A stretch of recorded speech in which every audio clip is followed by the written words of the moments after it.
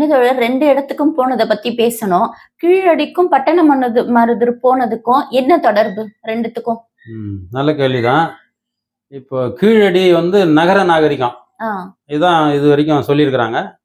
ஒரு நகர நாகரிகம் உருவாச்சு அப்படின்னால, அங்க உபரியா எல்லாமே உற்பத்தி ஆயிருக்கும். தொழில்கள் நடந்திருக்கும். ம். அப்போ தொழில் நடந்துச்சுன்னா, அந்த உற்பத்தி ஆகுற பொருளை விக்கணும் இல்லையா? அது உள்நாட்டிலயும் விக்கலாம், வெளிநாட்டிலயும் விக்கலாம். அப்ப அந்த மாரி உற்பத்தி ஆகுற பொருளை வெளிநாட்டுக்கு விக்கணும் அப்படின்னா, கடல் பயணம் தான் மேற்கொள்ளணும். இன்னைக்கு மாரி விமானம்லாம் கிடையாது. அது மாரி வடக்கு போகணும்னா ரயில் எல்லாம் கிடையாது, பஸ் எல்லாம் கிடையாது. அப்போ கடல்ல போய் வேற நாடுகள்ல வணிகம் பண்ணணும் அப்படின்னா, அதுக்கு துறைமுகம் வேணும். இப்போ அந்த காலத்துல பட்டணமருதூர்ல ஒரு துறைமுகம் அமைச்சு, அங்கிருந்து பொருள்களை எல்லாம் ஏற்றுமதி பண்ணியிருக்கிறாங்க. ம். அந்த இப்ப நடக்கிற ஆய்வை முழுமையா முடிச்சிட்டாங்கன்னா, எல்லா உண்மைகளும் வெளியில வந்துரும்.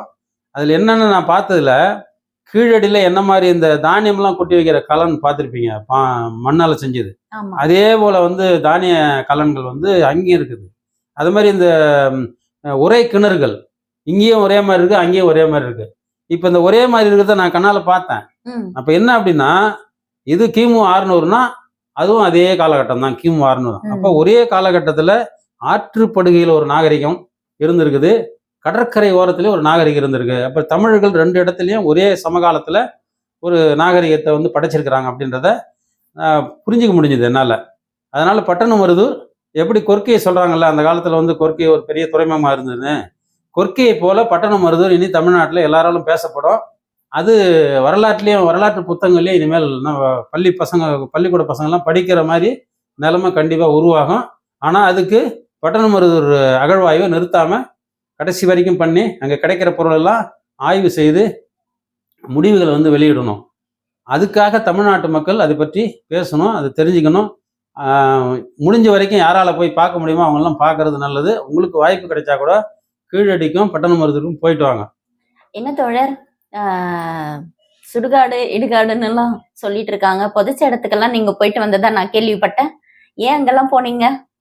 சொல்றேன், அதை பத்தி சொல்றேன். பட்டணமருதூர் முடிச்சுட்டு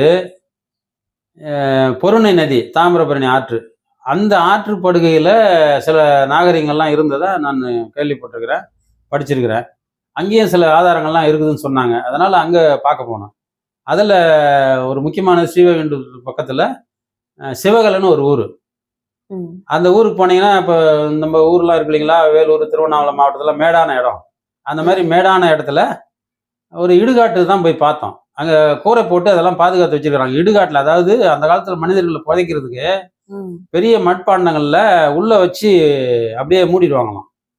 இனிமேல் இவங்க தேர மாட்டாங்க அப்படின்னு சொல்லி உயிரோட கூட வச்சு அப்படியே மூடிடுவாங்களாம். அந்த மாதிரி மூடும்போது அவங்க பயன்படுத்துற பொருள் எல்லாம் உள்ள போட்டு வைப்பாங்களாம். போட்டு ஆழமா ஒரு 15 அடி 20 அடி ஆழத்துல 10 அடி ஆழத்துல போட்டு வச்சிருக்கிறாங்க. சிவகலையில அதை நாங்க பார்த்தோம், நிறைய பார்த்தோம். ஒரு 50-60க்கு மேல அந்த மாதிரி, அது பேரு முதுமக்கள் தாழி அப்படின்னு சொல்றாங்க. அதெல்லாம் அப்படியே பாதுகாப்பா வச்சிருக்கிறாங்க, மேல ஷெட்டு போட்டு பாதுகாக்கிறாங்க. அதுல ஒரு முதுமக்கள் தாழியில இரும்பு கிடைச்சிருக்கு, இரும்பு ஆயுதம், கத்தி. அது ஆய்வு பண்ணா கிமு 3000, அதாவது இன்னையில இருந்து 5000 வருஷத்துக்கு முன்னாடி பயன்படுத்தின கருவின்னு சொல்லி ஆய்வு முடிவுகள் சொல்லுது.